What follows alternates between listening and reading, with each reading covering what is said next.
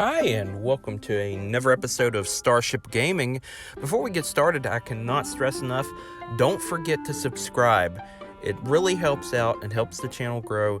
It helps keep us motivated to keep making more awesome videos. Without those subscriptions, we cannot continue making videos, so please subscribe. Go ahead, smash that subscribe button.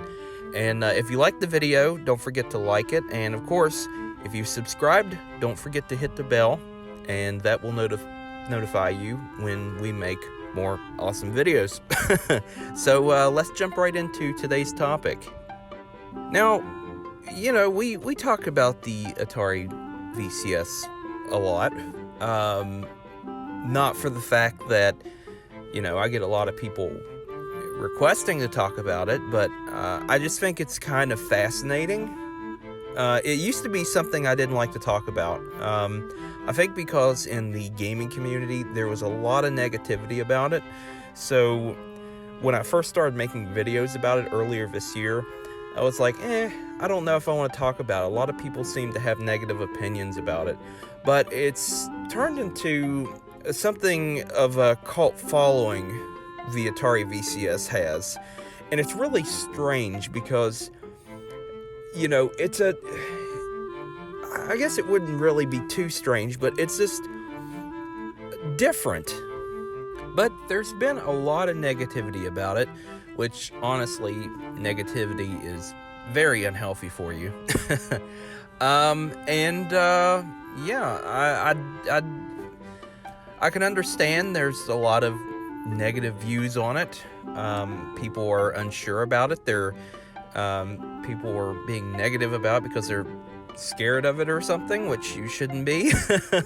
It's not really, it's not really trying to compete with your favorite console, but it's just kind of there to find its way in the market. And really, the big question is, the million-dollar question is, will people actually buy the Atari VCS? And that is kind of a tricky question right now in the gaming community. The market right now, and this is my personal opinion, is oversaturated. You have so much going on. You have so many options for your gaming. Of course, unless you've been living under a rock or in your mother's basement without internet access or television for the past 2 years. Year and a half, whatever. There has been 2 new consoles released recently. As of this recording today, the PS5 officially came out. And, the PS5 is already having a bunch of problems. I've been reading online about random occurrences. Of course, the Xbox Series X has been having a problem with the disk drive whirling and clicking, but from my understanding, the PS5 is having a lot worse luck. So not very good right out of the gate for PS5. Not trying to bash PS5 or Sony, it's just facts. I mean, look online, you'll find problems about it. I'm sure the Series X has had some problems too, other than the disk drive whirling and clicking. It's not been good for Sony this year. I don't think 2020 has been good for anyone this year. And like I said, the market is just saturated, just completely oversaturated. Because, like I said, you have the Series X and the PS5 that just came out. And then, of course, next year, you have the Intellivision Amico, which is going to be arriving in an even more saturated market by then. You have the PC gamers. Proud PC gamer, right here. And, of course, you have last-gen consoles. Xbox One, PS4. I guess Nintendo Switch would technically be a current-gen console. I mean, does Nintendo even fall under a certain gen anymore? I mean, that line kind of got blurred when we got the Switch not well, yeah, it's just best not to think about it. And then, of course, you got people who have not even joined well, I can't call it current gen anymore. You have people who are still sitting around playing their Xbox 360, their PS3, and their Nintendo Wii and their Wii U, and yeah, they just didn't want to upgrade. So yeah, there's like all kinds of options out there for gaming. Well, not to mention, retro gamers. Proud retro gamer also here. But it's going to be a rough road for this system starting out. It will eventually find its place. As to when, nobody really knows. It will find its place, though. Every console will find its place. Well, except the Ouya. The Ouya just was no. But the Atari VCS gets compared to the Ouya a lot. And the problem that the Ouya had is that it had really poor marketing. And a lot of people didn't really pay attention or take it seriously for the fact that it had really poor marketing. And I think that's the main difference between the Ouya and the Atari VCS, is that the Atari VCS is taking a name that's been well known, Atari. By the way, it's the first Atari branded console since the Jaguar, which that was discontinued way back in like 1996. So yeah, but you're taking a name that's already well established, and you're making it into a console. Now, I've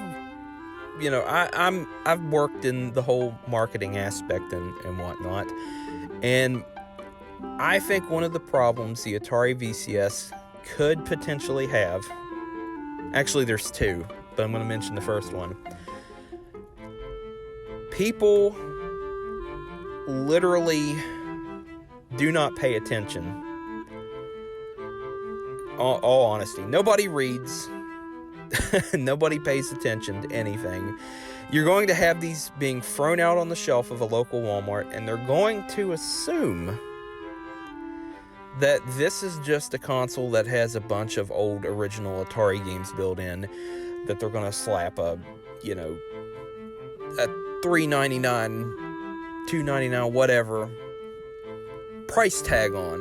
You have people that's going to assume that, and their assumption is going to be completely 100% wrong. And I think that's one of two problems that this console is going to have. Now, the second problem that this console is going to have is the lack of a disk drive.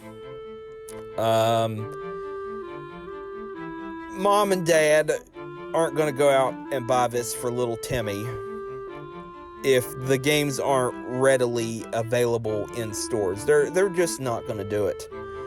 Of course, you got some parents that are, modern, they're hip, we'll just download it. And that's good. That's all good. But it does potentially have some issues. There are some other factors. Mainly for the fact that it's being thrown out there in the middle of a big, they're just throwing it out there right after the release of two of the biggest names right now in the video game industry, Sony, Microsoft. Of course, Sony, they've been around for they started getting really, like, post World War II. They made televisions, they made radios, eventually stereo equipment, cameras, yada yada yada. Fast forward to the 90s, they started making video game consoles, thanks to Nintendo just completely being jerks to them.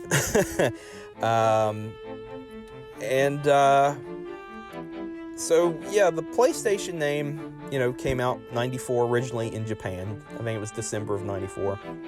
So the PlayStation name is not exactly new and it's been around. Then you have to look at Microsoft. They came out with the original Xbox in 2001. And that's another point I'll bring up. Everybody was very skeptical of the Xbox. I remember this. I was pretty young, but I do specifically remember this. Everyone was skeptical. Everybody was like, oh, it'll fail. It'll be the worst console ever. And here it is. One of two, or I should say one of three. I keep forgetting about Nintendo, but Nintendo's already reached legendary status by now.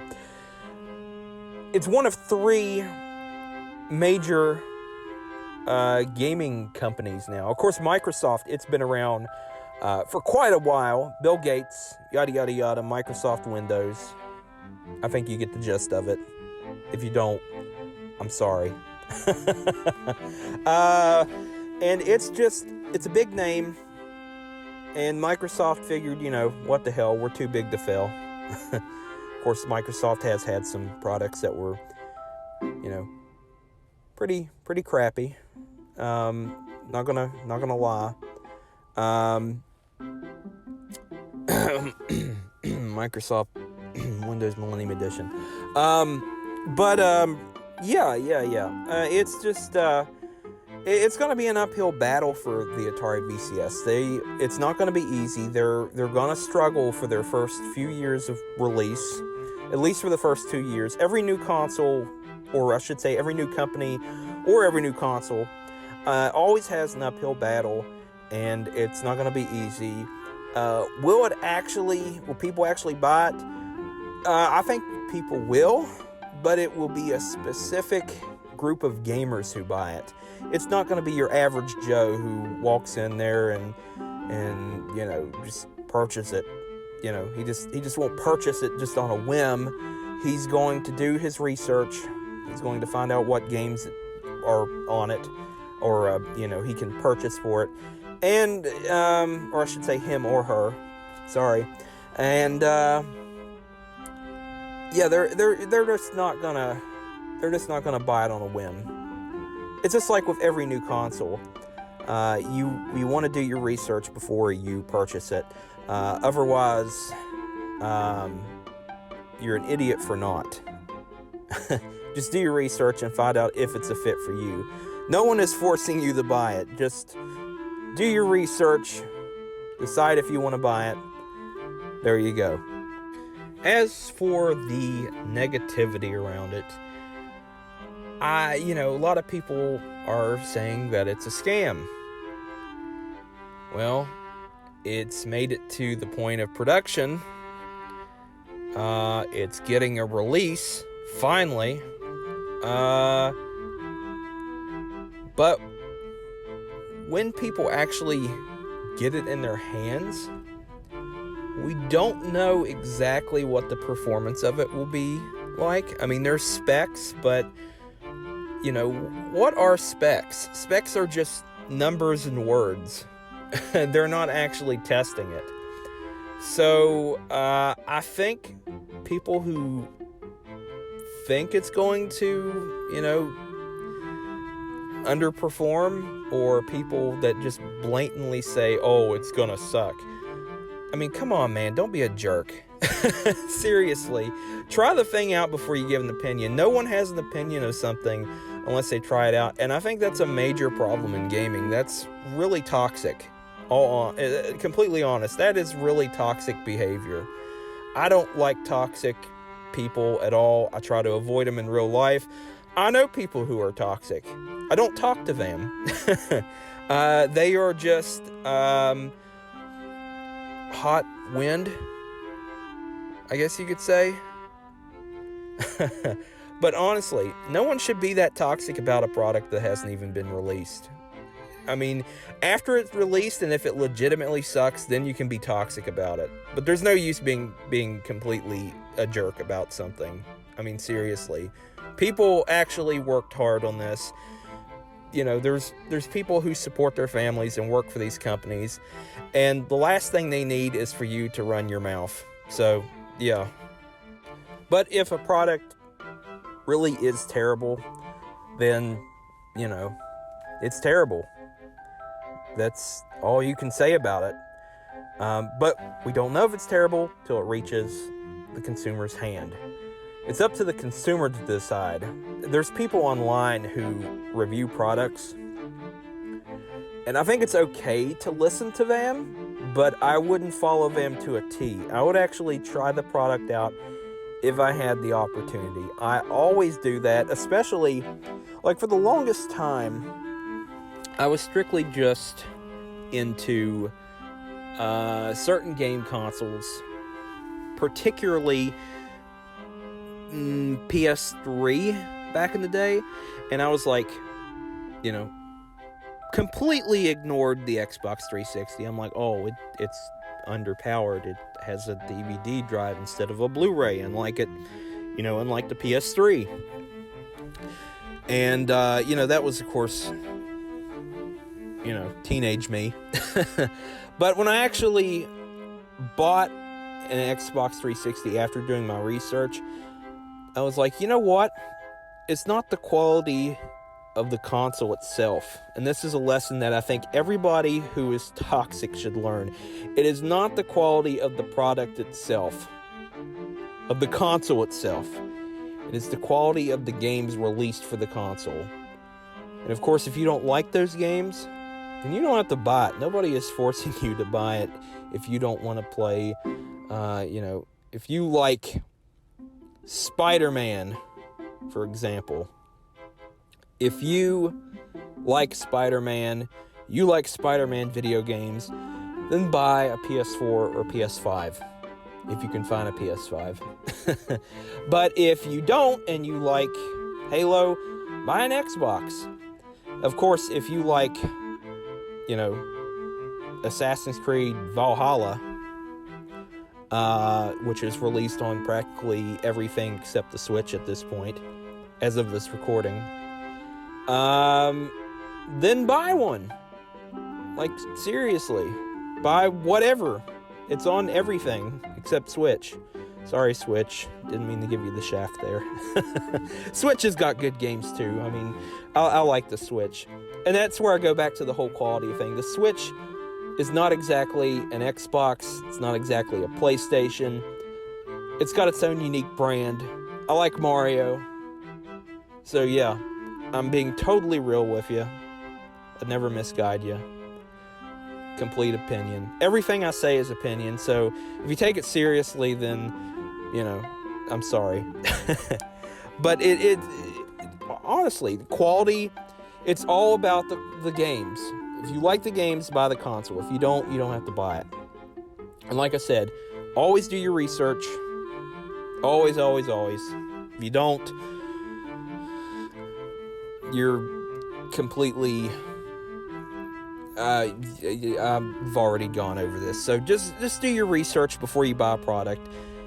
And just don't be toxic about it until you've actually tried one. When you tried one, then you could say, oh, I like it, or oh, it sucks. So there you go. But it's going to be one of those consoles that it's going to appeal to a certain group. I think, personally, just coming from a PC gamer standpoint, I think it's going to appeal to the PC gamers for a number of reasons. But who knows? Like I said, it's got to find its own way in the market, and we don't know what kind of direction it's going to go into until it actually gets released. And like I said, we don't know if it's going to be good or bad. Nobody has that answer. I mean, yeah, people have, unless you've been to somewhere where an Atari VCS has been set up and tried it yourself, nobody can really have an opinion on it at this point. So yeah, kind of preachy, but